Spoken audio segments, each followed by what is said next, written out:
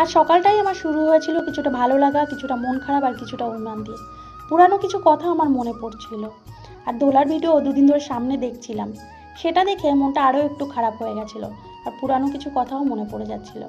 দোলার নাকি স্বপ্ন ছিল ডেলিভারির সময় ওর বর সবসময় সাথে থাকবে, সেটা ওর পূরণ হয়েছে। দেখে খুব ভালো লাগলো।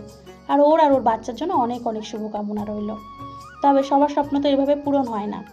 আমার এত বড় স্বপ্ন ছিল না আলাদা করে রুম নিতে হবে, কারণ আলাদা রুম নিলে তার একটা চার্জ পড়ে, সেটা আমার জানা ছিল। সেই টাকাটা সেভ করার জন্যই আমি গিয়েছিলাম 2 ঘন্টা দূরত্বে সেই কলকাতায় আমাদের সরকারি হসপিটালে। কিন্তু আমার ছেলের সময় আমি একদমই ওকে পাশে পাইনি। আর ছেলের একটা প্রবলেম হয়েছিল, আমি একা একাই হ্যান্ডেল করেছি। আর আমাদের একজন খুব চেনা পরিচিত মানুষরা ছিল যারা আমাকে খুব সাহায্য করেছে। আমার পরিবারের কিন্তু কাউকেই সেই সময় পাশে পাইনি। মেয়ের সময় সেই একই সমস্যা। মেয়ের কোনো সমস্যা হয়নি, কিন্তু মেয়ে হওয়ার সময়ও এরকম আমি আমার বরকে পাশে পাইনি ডেলিভারির সময়। কিছু করার থাকে না। আমার তো চাওয়াটা ছিল কিন্তু পাইনি। সেটা নিয়ে আমার এখন আর মন খারাপ করে না, কিন্তু ওর ভিডিওটা দেখে সত্যি একটু মনটা খারাপই করছিল। সত্যি বলতে হিংসে হচ্ছিল না, মনে হচ্ছিল আমার পূরণ হয়নি তো কী হয়েছে, কারোর না কারোর তো পূরণ হচ্ছে। এরকম অনেক মেয়েদেরই দেখি ভিডিও যাদের এরকমভাবেই স্বপ্ন পূরণ হচ্ছে, খুব ভালো লাগে। যাই হোক, সকালটা আমার এইভাবেই কেটেছে। কাজ করছিলাম, মনটা খারাপ করছিল, চোখে জলও চলে আসছিল। দুপুরবেলায় আবার সবজি নিয়ে চলে এসেছিল বর। এটা আমাদের রেশনে পাওনা হয়। তো সবজিগুলো আবার বেছে বেছে ঝুড়িতে রাখবো বলে তুলছিলাম।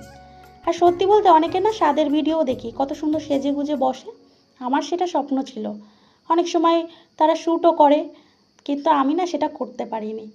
কত সুন্দর সুন্দর ফটো তোলে, আমার না সেটাও হয়নি। স্বাদটা আমার মেয়ের সময় হয়েছিল, কিন্তু সেইভাবে সাজাও হয়নি। আর ছেলের সময় তো আমার স্বাদই হয়নি। কী করবো বলো, কপালে যদি না থাকে এগুলো হয় না।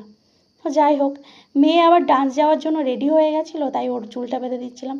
এতগুলো ক্লিপ বেঁধেছে, ক্লিপ দিয়েছে, কিন্তু চুলটাও বাঁধতে পারছে না। তাই আমি ওকে চুলটা বেঁধে দিচ্ছিলাম। আর আজকে না আমার একদমই ডান্স ক্লাসে যেতে ইচ্ছা করছিল না। মনটা সকাল থেকেই খারাপ ছিল বলছিলাম। তাই আজকে আমার বরকে বলেছিলাম ডান্স ক্লাসে নিয়ে যেতে। তবে আমার যা পূরণ হয়নি তা অন্যদের হবে না, এটা কোনো কথা না।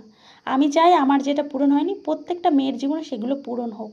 আর আমি চাই আমার পরবর্তী জেনারেশনে পূরণ করার।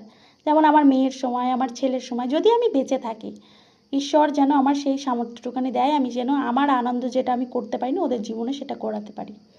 মেয়ে চলে যাচ্ছিল ডান্স ক্লাসে। আর এখানকার ওয়েদারটা না একটু পরিবর্তন হয়েছে।